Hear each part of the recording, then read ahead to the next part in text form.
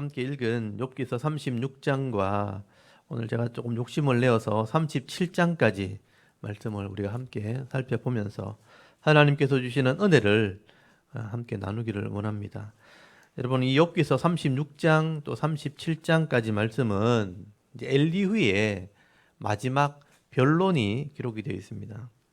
여러분, 이 엘리후는 욥의 세 친구들이 욥의 이런 고난의 문제를 해결하지 못하고 명쾌한 답을 내놓지 못하게 될 때 화를 내면서 내가 이 욥의 허물과 죄를 내가 증명해 보겠다 하면서 욥기서 32장부터 지금 37장까지입니다. 자그마치 6장을 변론을 하게 됩니다. 굉장히 이제 지식도 있고 할 말도 많은 거죠. 그래서 엘리후는 어떻게 보면 세상에 대한 여러 가지 지식들, 또 하나님에 대한 이런 많은 지식들을 가지고 변론을 하기는 하는데, 이 엘리후의 말을 들어보면 인격적으로는 좀 훈련이 되어 있지 않는 것 같습니다. 그래서 욥을 무시하고 대적을 하기도 하고 함부로 말을 하기도 하죠. 그래서 욥이 이런 의인이라기보다는 죄를 지었기 때문에, 죄인이기 때문에 재앙이 임했다. 그래서 이 재앙이 있음에도 불구하고 회개하지 않고 또 불평만 하고 하나님을 대적하는 이 욥을 지금 계속 정죄를 하는 말을 하게 되는 겁니다. 근데 어떻게 보면 욥의 세 친구들이나 엘리후의 말을 들어보면 사실은 같은 말인 거예요.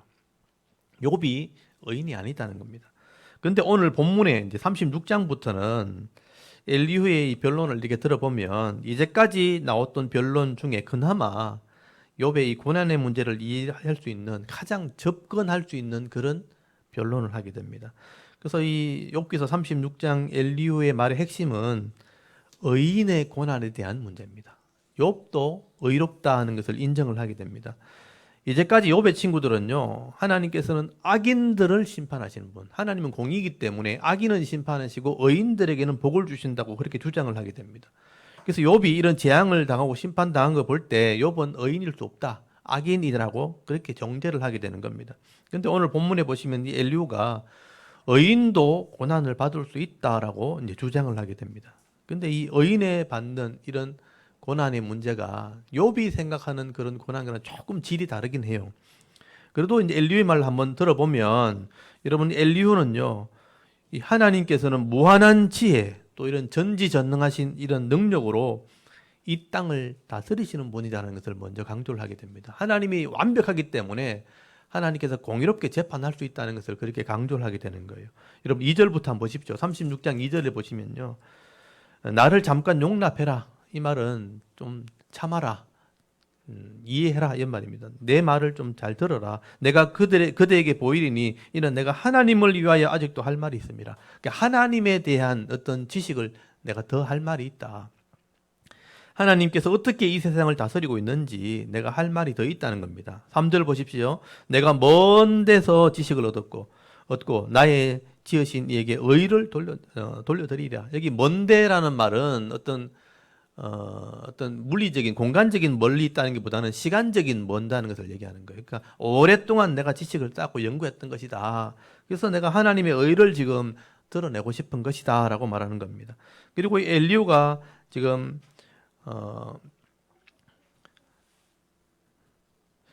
엘리후가 지금 알고 있는 하나님이 어떤 분인가 하는 것을 이야기하겠다는 것인데요. 이 하나님은 전지전능하신 분이고 또 지혜가 무궁하신 분이고 완전하신 분이다. 여러분, 4절을 잘 보십시오. 이제 엘리후의 말을 잘 들어보셔야 됩니다. 진실로 내 말이 거짓이 아니라 이 온전한 지식을 가지시니가 그대와 함께 있다. 이 온전한 지식을 가지신 분은 하나님을 보고 하는 말이에요. 온전한 지식을 가진 분이 그대와 욥과 함께 있다. 하나님은 능하사 아무도 멸시하지 아니하시며 능력 있는 분이다, 이 말이죠. 그리고 그 지혜가 무궁하사 악인을 살려두지 아니하시고 고난받는 자에게 공의를 베푸시며 그의 눈을 의인에게 떼지 아니하시고 그를 왕들과 함께 왕자에 앉히사 영원토록 존귀하게 하시는 분이다 라고 말씀을 합니다. 하나님은 완전한 지식을 가지신 분이고 지혜와 능력이 무한하신 분이기 때문에 하나님이 이 땅을 다스릴 때 악한 자나 의인이나 피할 수 없다는 것을 지금 얘기하는 겁니다. 그래서 엘리후가 지금 세 부류의 사람을 구분하고 있죠. 거기 6절부터입니다. 악인이 나오죠. 악인은 살려두지 않는다는 겁니다. 그리고 고난받는 자가 나와. 여기를 잘 좀 표시를 해두십시오. 6절에 고난받는 자, 뒤에는 곤고한 자라고 표현하기도 하는데 이 사람들은 의인을 말하는 거죠. 그래, 가난한 자, 비천한 자 이런 뜻인데요. 이런 사람들은 공의로 다스리고, 그리고 의인들은 존귀하게 하나님 대우하신다. 악인이 있고 고난받는 자가 있고 의인이 있다. 그 중간에 하나가 딱 끼어져 있죠. 욥을 그런 대상으로 보는 겁니다. 이렇게 일반적으로 모든 사람들이 하는 이야기 속에서도 신에 대한 어떤 개념을 말할 때는 우리보다 뛰어난 분이잖아요, 신이. 그래서 우리를 통치하시는 분이 있다고 믿는 겁니다. 우리는 하나님을 믿고 있고 일반 사람도 신을 다 인정하는 거죠. 세상이 불합리해 보이고 복잡해 보이지만 결국은 긴 시간을 놓고 보면 이런 신이 악인들을 심판한다는 거예요. 의인들에게는 복을 주신다는 겁니다. 우리는 하나님이 다스린다 이렇게 믿는 거죠. 그게 신에 대한 개념이죠. 그래서 악인들은 병들거나 또는 고통을 당할 것이고 의인들은 평안의 복을 받게 될 것이다. 이게 어떻게 보면 공의로운 세상이다라고 사람들이 주장을 하는 겁니다. 그런데 8절 말씀해 보시면요. 이 엘리후가 이런 의인들에게도 복만 있는 게 아니고 고난이 있을 수 있다고 말하기 시작합니다. 여러분 8절 잘 보십시오. 혹시 만약에 그들은 위에 나오는 의인들을 말하는 거예요. 의인들이 매이거나 환난의 줄에 얽히면 의인도 매인다, 환난 줄에 얽힌다는 말은 고난이 있다는 거예요. 의인도 이런 고난이 얽히면 그들의 소행과 악행과 자신들의 교만한 행위를 알게 하시고 그들의 귀를 열어 교훈을 듣게 하시며 명하여 죄악에서 돌이키게 하신다. 이 고난받는 의인을 멸망시키는 게 아니고 깨닫게 하려고 고난을 줄 때 있다 이런 뜻입니다. 이런 의인이라도 환난의 줄에 얽힐 때가 있는데 그래서 고난이 임할 때가 있다는 것입니다. 근데 이게 이때까지 얘기했던 거 다른 점이에요. 이때까지 이렇게 얘기한 사람은 아무도 없었습니다. 이렇게 의인들이 고난을 받을 수 있지만 하나님께서 이런 의인에게 고난을 주시는 이유가 있다는 것이죠. 그래서 이제 엘리야는요 이렇게 의인이 고난을 받을 수 있다는 것을 인정하면서 그 이유가 있다는 겁니다. 악을 행할 때 의인이라도 악을 행할 수 있다는 것이죠. 그렇게 행하게 될 때 그 고난을 통해서 죄를 깨닫게 하시고 하나님 말씀을 알아듣게 하셔서 죄에서 돌이키게 하시기 때문이다. 잠시 동안은 이런 고난이 임할 수 있다라고 말을 하게 됩니다. 그래서 9절에서 10절까지 잘 보시면요. 의인의 고난의 이유를 이렇게 설명하죠. 9절에 보면 그들의 소행과 악행과 자신들의 교만한 행위를 알게 하시고 그들의 귀를 열어서 교훈을 듣게 하시며 명하여 죄악에서 돌이키게 하시기 위해서 이렇게 한다는 거예요. 의인에게도 이런 고난이 있을 수 있다. 여러분 하나님께서 의인에게도 고난을 더하실 때 이런 악을 행하는 부분이 있기 때문에 이걸 돌이키게 하시려고 깨닫게 하시려고 그걸 교훈을 듣게 하셔서 죄에서 건져내려고 고난을 겪게 하실 때가 있다는 것입니다. 그래서 의인은 이런 하나님 말씀을 알아듣기만 한다면 거기서 돌아온다는 거예요. 근데 악인들은 이걸 못 알아듣는다는 거예요. 못 알아듣기 때문에 심판을 당하게 되는 것이다. 고집을 부리다가는 결국은 망한다. 11절 한번 보십시오. 그렇게 설명하죠. 만일 그들이 순종하여 섬기면 형통한 날을 보내며 즐거운 해를 지낼 것이요. 이게 알아듣는 의인들을 말하는 거죠. 만일 그들이 순종하지 아니하면 칼에 망하여 지식 없이 죽을 것이라. 이건 알아듣지 못하는 악인을 말하는 거죠. 의인들은 이렇게 알아듣는다. 엘리야는 이렇게 두 가지 경우의 결말을 설명을 하게 됩니다. 여러분 13절 한번 잘 보십시오. 마음이 경건하지 아니한 자, 이게 알아듣지 못하는 사람이죠. 마음이 경건하지 않은 자는 분노를 쌓으며 하나님이 속박할지라도 도움을 구하지 아니하니 그의 몸은 젊어서 죽으며 그의 생명은 남창과 함께 있도다. 부끄러움을 당한다는 겁니다. 이게 사실은 욥이라는 거예요. 욥이 이렇게 한다는 거죠.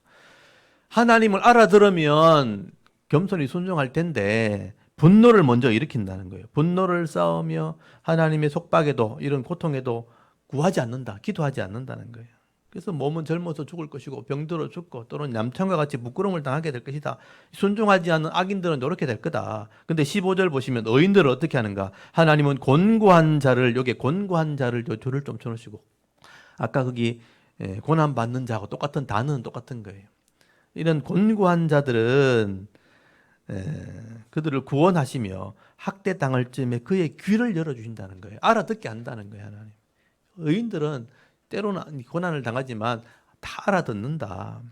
여러분 의인들은 곤고한 자는 지금 표현을 썼던 곤고한 게 뭐냐면 가난하고 이렇게 어려움 당해서 겸손한 사람들 이런 뜻이거든요. 겸손이 포함되어 있는 거예요. 곤고하니까 겸손하게 되어서 회개하는 사람이기 때문에 하나님께서 그들의 귀를 열어서 깨닫게 하시고 회복시켜 주신다. 그래서 이 곤고한 사람들은 의인인데 고난받는 사람들을 표현할 때 쓰는 단어예요. 그래서 이 의인이라도 이렇게 곤고한 자들은 알아듣고 돌아온다.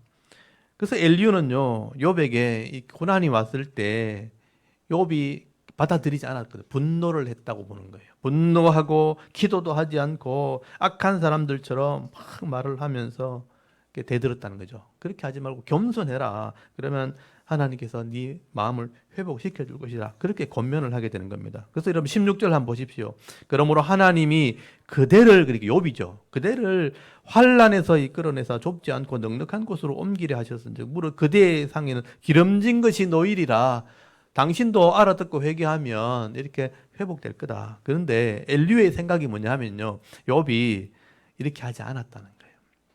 욥은 겸손하지도 않았고 회개하지도 않았고 또 자신의 삶을 막 이렇게 비관하면서 분노하는 모습으로 하나님께 대들었다는 거예요. 그러니까 욥이 의인의 고난 받는 걸 맞긴 한데 네가 지금 하는 형태를 보니까 완전한 의인이 아닌 것 같다. 17절 한번 보십시오. 엘리후가 권면하는 말이에요. 이제는 악인의 받을 벌이 그대에게 가득하였다. 이렇게 판단하죠. 악인이 받을 벌이 그대에게 가득하였고 심판과 정의가 그대를 잡았나니 분노하지 않도록 조심하여 많은 뇌물이 그대를 그릇된 길로 가게 할까 조심하라. 이게 엘리후가 욥에게 하는 권면이에요. 욥이 판단이 보이죠. 엘리후가 욥을 판단하는 모습이 보이잖아요. 악인의 지금 벌이 그대에게 가득하게 되었다. 심판과 정의가 그대를 붙잡았다. 분노하지 않도록 조심해라는 말은 욥이 분노하고 있다는 얘기죠. 분노하지 않도록 조심해라. 이게 많은 뇌물이라고 돼 있지만 사실은 이게 몸값이라는 뜻이에요. 속전, 값을 지불하는 거. 그러니까 네가 속죄한다고 값을 지불하는 것이 그릇된 길로 가지 않도록 조심해라. 이렇게 권면을 하게 되는 거죠. 엘리후가 볼 때 욥은 회개하는 의인 쪽이 아니고 불순종하는, 분노하는 악인 쪽으로 지금 가고 있다는 겁니다. 어떻게 보면 이게 엘리후의 잘못된 판단이에요. 엘리후의 개인적인 판단이라는 겁니다. 그래서 여러분 19절 말씀해 보시면요, 그대의 부르짖으면 그대의 능력이 어찌 능히 그대가 곤고한 가운데서 그대를 유익하게 하겠느냐. 당신 그렇게 하는데 유익이 되겠는가. 그대는 밤을 사모하지 말라. 인생이 밤이 그들이 있는 곳에 끌려가리라. 삶과 악으로 치우치지 말라. 그대가 환난보다 이것을 택하였느니라. 이게 욥에게 하는 권면입니다.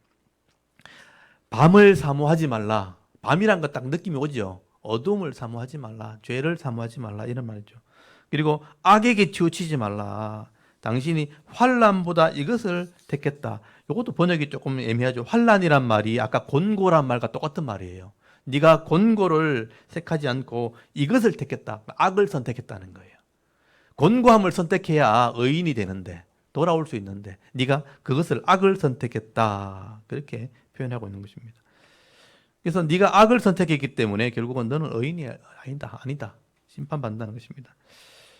그래서 이 엘리후는요, 욥에게 하나님의 능력을 인정하고 하나님께 불평하지 말고 하나님께 좀 굴복해라. 그렇게 권면을 하게 되는 겁니다. 그래서 22절부터 24절까지 한번 보십시오.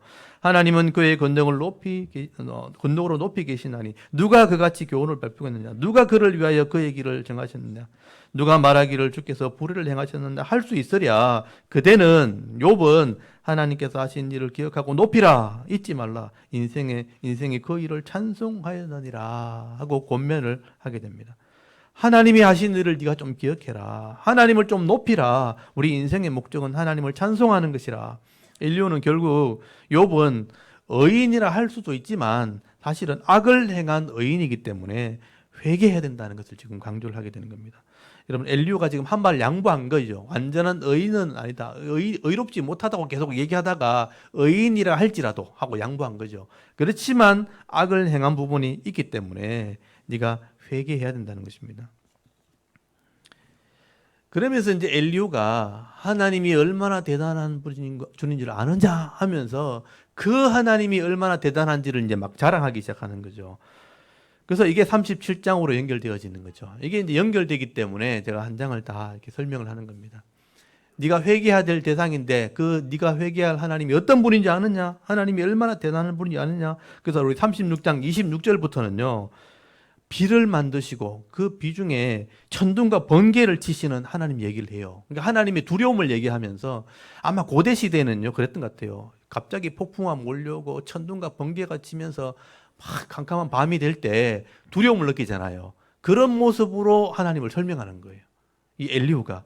그래서 26절 한번 보십시오. 하나님은 높으시니 우리가 그를 알 수 없고 그의 횟수를 헤아릴 수 없다. 대단한 분이다. 그가 물방울을 가늘게 하시며 빗방울을 정발하여 안개가 되게 하시도다. 그것이 구름에서 내려 많은 사람에게 쏟아진다. 이게 비를 말하고 있죠.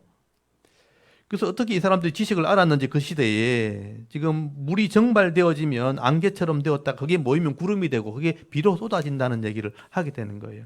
그래서 이런 구름 속에 우레와 번개가 일어나게 되는데 우리 찬 공기, 더운 공기 만나면 번개가 치죠. 그래서 소리가 일어나면서 우레와 번개가 일어나게 되는데 그 우레와 번개를 통해서 만민을 하나님이 심판하시는 거다. 그리고 비를 주시면서 온 땅이 풍성한 음식을 누리게 되는 것이다. 거기 여러분 36절 거기 31절 한번 보세요. 36장 31절 이런 것으로 만민을 심판하시며 음식을 풍성해 주신다. 이런 표현을 쓰죠. 비가 오면 만물이 음식을 먹게 된다. 여러분 번개를 치게 되면요. 공기 중에 질소와 산소가 결합이 된대요. 그래서 질소와 산소가 결합되면 이산화질소가 되어지고 그것이 물과 함께 비와 섞여 땅에 떨어지면 비료를 주는 효과가 있는 거예요. 질소 비료가 땅에 쏟아지는 거죠. 그러면 땅이 풍성하게 되는 겁니다. 그래서 만물이 그것을 알고 있는 거죠. 그래서 영양분을 흡수하게 되니까 33절에 보면요. 그의 우레가 다가오는 풍우를 알려주니 가축들도 그 다가옴을 안다. 이런 표현을 썼죠. 여러분 짐승들과 식물들은 번개가 치고 우레가 치면서 비가 쏟아지면 이 땅이 풍성하게 된다는 걸 알고 있다는 거예요. 이게 하나님의 지혜를 말하는 것입니다. 여러분 이렇게 하나님께서 지혜와 능력으로 이 땅을 다스리시고 짐승과 이런 온 땅과 자연을 다스리시는 분이라면 하물며 우리 사람들은 얼마나 정확하게 더 잘 다스리고 통치하시겠느냐. 그래서 이 하나님 앞에 이 욥 보고 굴복하라고 말하는 것입니다. 여러분 욥이 의인이라 할지라도 분명히 악행과 교만이 있기 때문에 하나님께서 지금 너에게 고난을 더했다는 거예요. 그렇다면 네가 잘 선택해야 된다. 여러분 이 엘리의 말은요. 사람들이 들을 때 유익 주는 말이죠. 하나님이 이렇게 전능하신 분이고 이렇게 능력이 있는 분인데 우리가 완전할 수 없다면 굴복하는 게 맞다는 것입니다.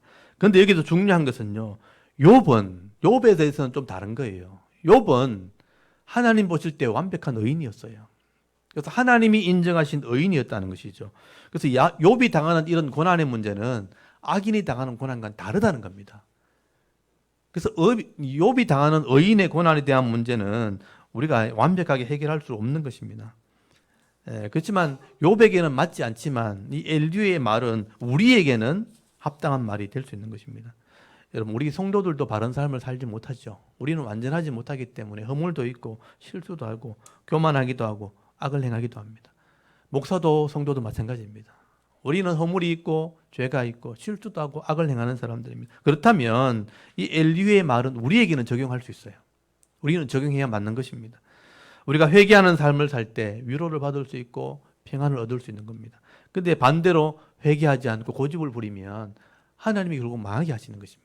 오늘 우리는 엘리후의 말을 이렇게 믿음으로 받아들여야 되는 것이죠. 그래서 우리는 이 엘리후의 말을 들을 때 우리가 겸손해야 되는구나. 하나님 앞에 우리가 늘 엎드려야 되는구나. 그래서 선한 자의 편에 서게 될 때, 회개하는 삶을 살 때 은혜와 축복이 임하게 되는구나. 오늘 저와 여러분은 그런 믿음을 가질 수 있길 바랍니다. 그런데 엘리후가 말하는 이 의인의 고난에 대한 문제와 회개는 욥에게는 해당되지 않는 거예요. 그래서 37장은 뭐냐 하면요. 이 엘리후가 끝까지 욥을 밀어붙이는 겁니다. 그래서 이 37장은 엘리후의 마지막 변론인 것입니다. 그래서 36장과 연결해서 폭풍우 속에 천둥과 번개가 치는 이런 자연을 다스리시는 이런 놀라운 현상을 보면서 이런 하나님이 너를 다스리고 있다. 하나님의 능력이 너를 다스리고 있다는 것을 강조를 하게 되는 것입니다. 그래서 제가 이 천둥과 번개를 준비했어요. 한번 보시라고. 어떤가 한번 보시라고. 만약에 고대 시대 이런 소리와 이런 모습이 임한다면 우리가 두려움을 느낄 수 있겠죠. 소리도 좀 올려주시면 이 소리 나옵니다. 만약에 여기 비가 온다면.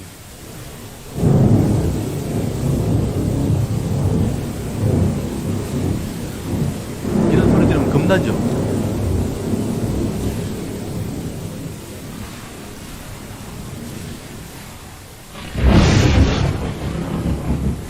소리만 들어도 이게 비 오는 날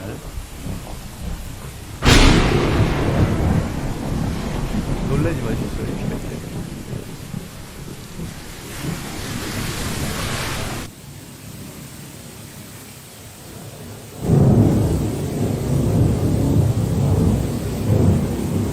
원래 오늘 비 온다 그랬는데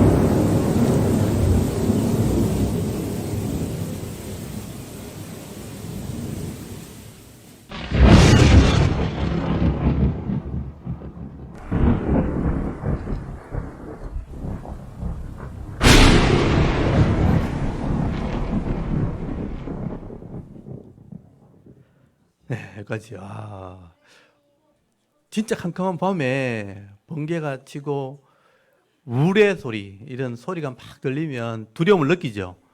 고대 시대에 이런 걸 보면서 신이 아마 노했다, 아니면 저 하늘에는 어떤 능력 있는 분이 심판하신다, 아마 그렇게 생각했을 거예요. 그런 권능으로 엘리후가 하나님의 권위를 깨달았다는 거예요. 그런 하나님 앞에 네가 굴복해야 된다, 겸손하게 엎드리라. 그래서 이 37장의 핵심은 뭐냐면 이런 하나님 앞에 네가 겸손해야 된다, 엎드려야 된다 하는 얘기를 하게 되는 것입니다. 37장 1절 한번 보십시오. 거기 보면 이로 말미암아 내 마음이 떨며 자리에 흔들릴 때, 이로 말미암아 위에 앞에 있는 천둥 번개를 말하는 거예요. 번개불이 번쩍이고 천둥이 치는 이걸 내가 볼 때 내가 마음이 떨리며 흔들렸다. 2절에 보면 하나님의 음성 곧 그 입에서 나는 소리를 똑똑히 들으라. 그 소리를 천하에 펼치시며 번갯불을 땅 끝까지 이르게 하시고 그 위에 음성을 발하시며 그 위에 위험찬 소리로 천둥을 치시며 그 음성이 들릴 때 번개를 멈추게 아니하시느니라. 그러니까 이 엘리후가 하나님의 번개와 천둥 소리를 통해서 하나님의 음성을 지금 얘기하고 있는 거예요. 두려움으로 그렇게 들어야 된다는 얘기를 하게 되는 것입니다.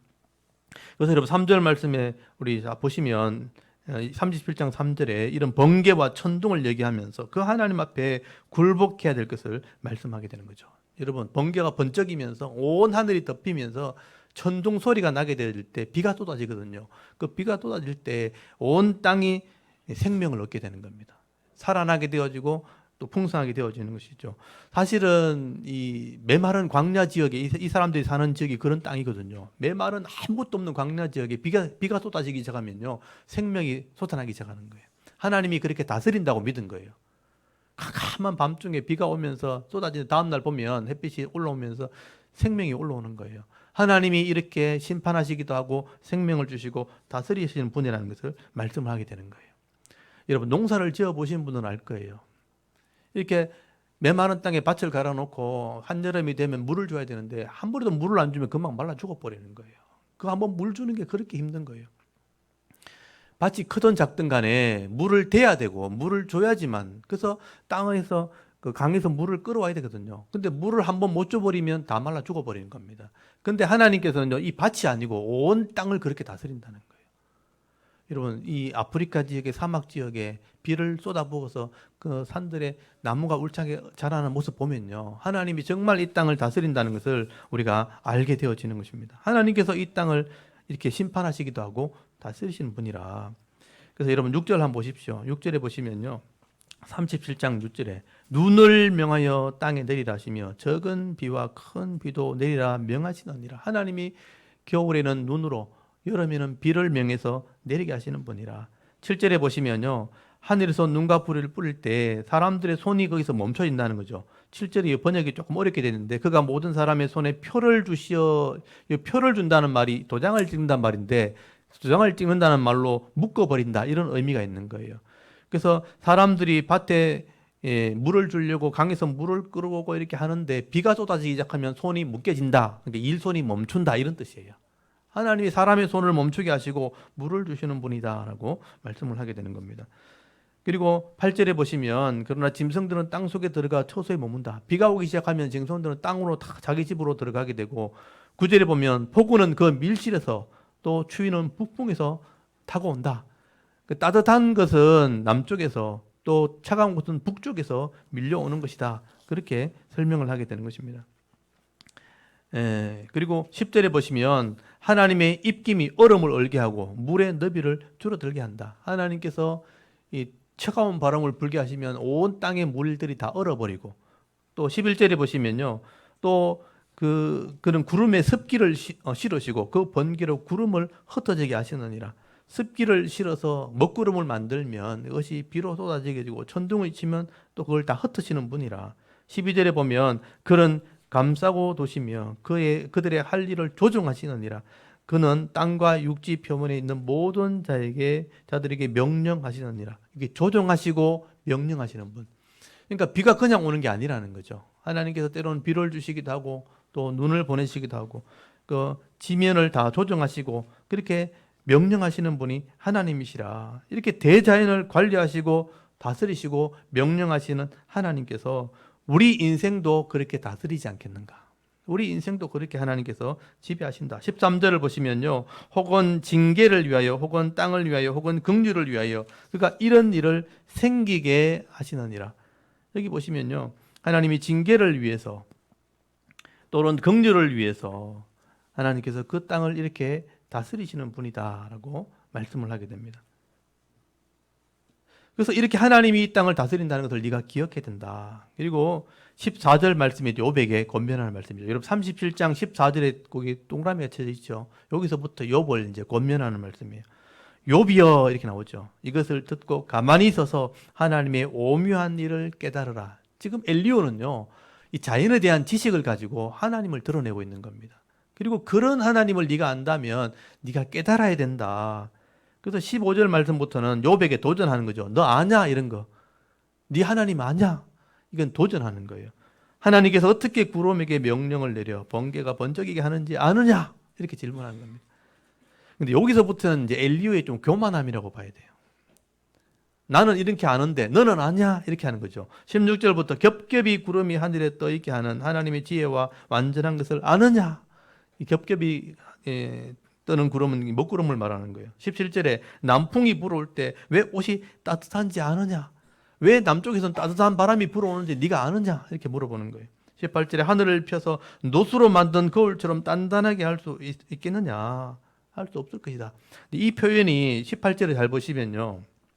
요거 때문에 조금 이제 학자들 간에 문제가 있어요. 그대는 그를 도와 구름 장들을 두들겨 넓게 만들어 녹여 부어 만든 거울같이 단단하게 한다고 돼 있죠. 하나님이 구름을 펴가지고 단단하게 만든다 이렇게 표현되어 있단 말이에요. 이거를 이제 사람들이 이제 창조학의 사람들은 이걸 얼음이라고 보는 거예요. 그래서 창조 이전에 노홍수 이전에는 이런 얼음층이 하늘에 있었다고 보는 겁니다. 그래서 빛이 들어올 때 차단되어졌고 하우스 같은 역할을 했을 거다. 그래서 이런 단단한 얼음들이 하늘 그 대기에 있었다고 주장하기도 합니다. 네가 이런 지혜를 아느냐? 그래서 엘리오는 욥을 지금 책망하는 거죠. 이렇게 하나님께서 다스리시는 이런 자연의 섭리도 네가 알지 못한다면 네가 하나님한테 왜 나를 이렇게 만들었냐고 왜 내게 이렇게 고통을 당하느냐고 함부로 네가 대들 수 있냐? 그렇게 책망을 하게 되죠. 여러분 이 엘리오의 말의 핵심은요. 좀 겸손해라는 것입니다. 그래서 여러분 19절에서 20절 한번 보십시오. 37장 19절 보면 우리가 그에게 하나님에게 할 말을 그대는 욥은 우리에게 가르치라. 우리는 아도나이 아뢰지 못하겠노라. 내가 말하고 싶은 것을 어찌 그에게 구할 수 있으랴. 삼켜지기를 바랄 자가 있으랴. 지금 욥에게 하는 말이죠. 욥이 하나님께 너무 막 잘 말하니까 네가 하나님께 할 말 내게 좀 알려달라. 우리는 말 못한다. 감히 하나님께 우리가 어떻게 말하냐. 함켜지길 바랄 사람이 있겠냐. 하나님께 죽으려고 말하냐. 이렇게 말하는 말이에요. 욥에게 하는 말입니다. 근데 욥은 서슴없이 하나님께 대들고 원망하고 하나님께 불평했다는 겁니다. 그래서 네가 그렇게 교만하고 악을 행하기 때문에 네가 악인이다. 그래서 마지막 23절, 24절이 결론이죠. 여러분 욥기서 37장 23절, 24절 우리 한번 읽어볼까요? 37장 23절, 24절 읽겠습니다. 시작. 전능자를 우리가 찾을 수 없나니 그런 권능이 지극히 크사 정의나 무한한 공의를 굽히지 아니하심이니라. 그러므로 사람들은 그를 경외하고 그는 스스로 지혜롭다 하는 모든 자를 무시하느니라. 아멘. 욥에게 하는 마지막 말이에요. 전능자를 우리가 어떻게 알 수 있겠는가? 찾을 수 있겠는가? 그거는 권능이 지극히 크시기 때문에 또 무한하고 무한한 정의나 크사 정의나 무한한 공의를 굽게 하지 않는 분이다. 그러므로 사람들은 그를 경외한다는 건 두려워하라는 거예요. 하나님을 두려워해야 된다. 그리고 그는 스스로 지혜롭다 하는 모든 자를 무시한다. 여기 스스로 지혜롭다고 번역이 되어 있지만 사실은 마음이에요. 마음이 지혜롭다고 내가 교만한 사람들. 이런 사람들은 여기 무시한다고 되어 있지만 원래 원어에는 돌아보지 않는다. 돌아보지 않는다니까 무시한다고 번역을 한 거예요. 하나님이 돌아보지 않는다. 욥에게 지금 마지막 권면을 하게 되는 것입니다. 그러니까 욥이 하나님을 두려워하지 않는다는 거죠. 하나님을 두려워하지 않고 하나님께 함부로 불평하고 함부로 말한다는 것입니다. 그래서 네가 하나님 앞에 교만하지 마라. 그리고 스스로 지혜롭게 여기는 자는 하나님 무시하기 때문에 겸손해야 된다 하고 마지막 말을 하게 되는 것입니다. 여러분 이 말은요, 욥이 하나님에 대한 작은 지식을 가지고 하나님을 잘 알지도 못하면서 하나님을 두려워하지 않고 교만하게 대들었다는 것이죠. 그래서 욥을 지금 꾸짖고 책망을 하는 것입니다. 근데 사실 저는 이 엘리후의 말을 들으면서 좀 허무하게 끝이 난 거예요. 욥의 의인에 대한 문제를 다 해결하지 못한 겁니다. 다만 욥이 하는 행동, 그가 취하는 말들, 이런 모습들을 보면서 그의 교만함을 책망하면서 그냥 끝이 난 거죠. 온전한 이 의인의 고난의 문제를 해결한 건 아니에요. 의롭지만 악하다고 판단을 했기 때문에. 그래서 어떻게 보면 안고 없는 찐빵같이 그냥 허무하게 끝나버린 겁니다. 그리고 정확하게 설명을 했지만 한마디는 그냥 하나님 앞에 겸손하라는 거예요. 그렇게 끝이 난 것이죠. 그리고 이 욥기서 38장으로 넘어가게 되면 이제까지 욥의 말과 욥의 친구들의 말을 듣고 지켜보셨던 하나님이 이제 직접 나타나시는 장면이 38장이에요. 이 결론입니다. 38장에는 이제 하나님이 나타나셔서 하나님 말씀을 하시게 되는 거죠. 여러분 38장 2절 한번 보십시오. 1절부터 볼까요? 그때에 여호와께서 폭풍우 가운데 욥에게 말씀하여 이르시되 뭐라 그럽니까? 38장 2절에 무지한 말로 생각을 어둡게 하는 자가 누구냐, 이렇게 하나님께서 처음 말씀하시게 되는 거죠. 여러분 이제까지 욥이나 욥의 친구들이 자기 머릿속에 있는 온갖 지식을 다 동원해가지고 하나님에 대한 지식을 가지고 서로 대화를 하고 말을 했는데 하나님 보실 때는요, 이게 무지한 말로 사람의 생각을 어둡게 하는 자의 말인 거예요. 이때까지 얘기했는데 37장까지 지금 얘기했는데 자기들이 알고 있는 지식, 하나님에 대해 알고 있는 모든 것을 다 동원해서 서로 자기 잘났다고, 내 말이 맞다고, 그리고 서로 책망하기도 하고 서로 정죄하면서 죄를 지었다고 이렇게 말을 했단 말이에요. 여러분 욥기서 3장부터죠. 1장, 2장은 설명이고 3장부터 37장까지 욥과 욥의 세 친구 엘리바스까지 이제 더해져 가지고 수많은 말을 했지만 말잔치를 한 겁니다. 근데 하나님 보실 때는요, 이게 무지한 말인 거죠. 사람의 생각을 어지럽게 하는, 어둡게 하는 그런 말들인 겁니다. 솔로몬의 말대로 하면요, 이게 다 헛되고 헛되도다. 모든 것이 헛되도다, 이런 의미예요. 모든 것이 사람의 말이라는 것이 헛되다. 솔로몬이 뭐라 그랬냐면요, 이 진리를 깨닫는 데는 사람의 말로 되는 게 아니라는 거예요. 책을 많이 쓰는 것은 끝이 없어요. 왜냐하면 그 완벽한 걸 다룰 수 없어요. 저도 책을 많이 보지만 성경을 제가 보다 보니까 사람들이 쓴 책은 제가 볼 수가 없어요. 너무 지식이 짧은 거예요. 너무 편협적인 거. 이제 한쪽에 치우쳐 있는 거예요.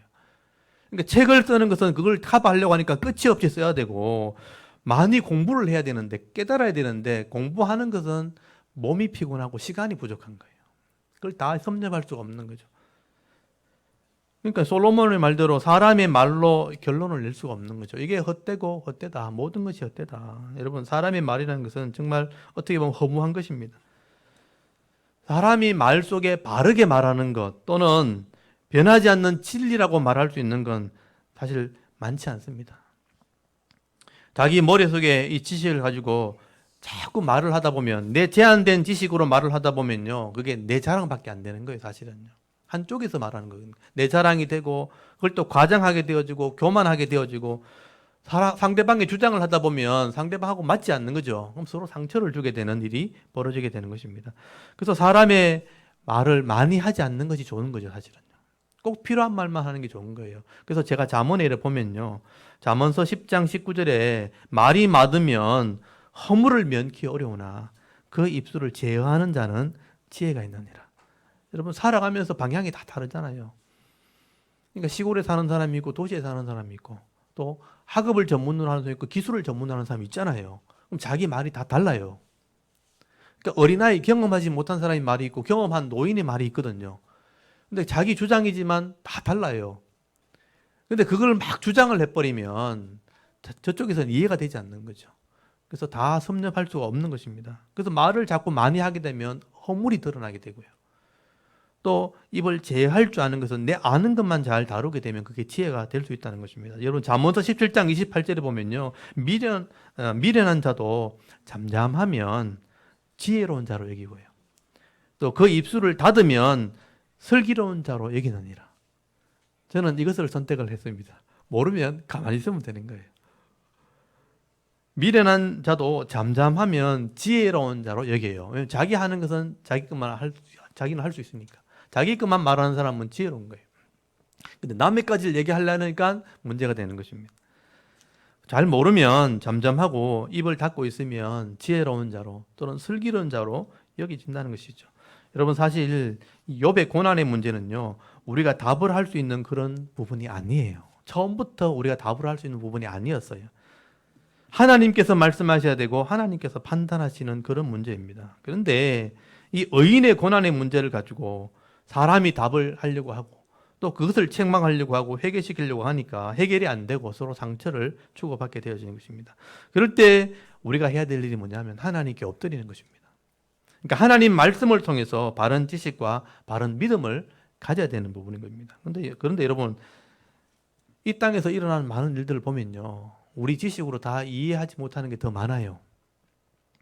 여러분, 이 땅이 돌아가는 상황들을 볼 때 여러분이 이해할 수 있는 것이 많을 것 같습니까? 실제로 여러분, 이 대구만 벗어나고 세상을 다니다 보면요, 우리가 이해하지 못하는 일이 너무 많은 거죠. 다른 세대로 넘어가도 마찬가지고. 그러니까 우리가 알 수 있는 것은 많지 않습니다. 근데 내 작은 지식으로, 내 짧은 생각으로 이것을 다 이해하려고 하고 그걸 또 다 설명하려고 하니까 거기서 편이 갈리는 거죠. 맞다 하고 안 맞다 하고 갈리는 거예요. 편이 갈리게 되어지고 그걸 주장하게 되어지면 서로 싸우게 되어지고 또 죽고 죽이는 일들이 벌어지게 되는 것이죠. 여러분, 사상이 나눠지고 종교가 나눠지잖아요. 내 것이 맞다, 네 것이 맞다 하다 보면요, 나중에 죽여요. 그래서 전쟁이 벌어지는 겁니다. 사상 때문에 전쟁이 벌어졌어요. 그래서 수많은 사람이 전쟁에 죽었어요. 종교 때문에 수많은 전쟁이 벌어진 거예요. 그러니까 사람의 생각을 가지고 다 이해시키고 다 설득하기 쉽지 않다는 것이죠. 다 안 되는 것입니다. 여러분, 흙집에 사는 우리 사람이 잘났으면 얼마나 잘났겠어요. 서로 부족함을 이해하는 것이 중요한 것입니다. 또 내가 아는 것을 그냥 내가 아는 것만으로 삼는 것, 자제하는 것이 중요한 것입니다. 또 모르는 것을 보면 내가 인정을 해야 되는 거예요. 인정하지 않으려 하니까 문제가 되는 것입니다. 그래서 아는 것만큼 말하고 아는 것만큼 하자는 거예요. 그게 지혜가 되는 것입니다. 그래서 여러분, 저는 욥기서를 보면서요, 수많은 말 속에 옳은 말도 있죠. 근데 그 자기 생각 속에 옳은 것이 될 수 있다는 것입니다. 여러분, 우리 인간은 완전한 존재는 없습니다. 또 완벽한 삶을 살 수 있는 그런 존재도 아닙니다. 젊다고 여러분, 힘 있다고 여러분 다 뭘 할 수 있는 게 아니에요. 또 나이가 많다고 노년이 되어서 지혜가 있다고 똑똑하다고 다 이해할 수 있는 것도 아니라는 것입니다. 그래서 내 자신의 모습을 인정해야 되는 거죠. 젊은 사람은 젊은 사람대로, 나이가 많은 사람은 나이가 많은 사람대로 인정을 해야 되는 겁니다. 인정을 하고 또 서로가 서로를 도와줘야 되는 거죠. 내가 못하는 것은 다른 사람이 할 수 있다고 인정해야 되는 거예요. 그래야 되는 겁니다. 서로가 도와주고 서로가 섬기고 서로 붙들어주게 되어지면 그러면 인생은 좀 살아갈 만한 인생이 되어지는 것입니다. 여러분 욥기서를 보면서 이런 지혜를 여러분 배울 수 있기를 바랍니다. 이제 38장부터는 하나님 말씀을 이제 들어야 되겠지만 37장까지 이 욥과 욥의 친구와 엘리바스의 말을 보면서 여러분 지혜를 배울 수 있기를 바랍니다. 무지한 말로 세상의 이치를 어지럽히는 이런 말을 우리가 많이 하기보다는 내가 할 수 있는 일을 하면서 또 다른 사람들에게 위로할 수 있는 위로자가 되어서 살아갈 수 있는 지혜롭고 또 겸손한 우리 대구 자론교회 성도들이 다 되실 수 있기를 주의 이름으로 축원합니다. 아멘. 우리 잠깐 기도드리겠습니다. 하나님 오늘도 욥기서 말씀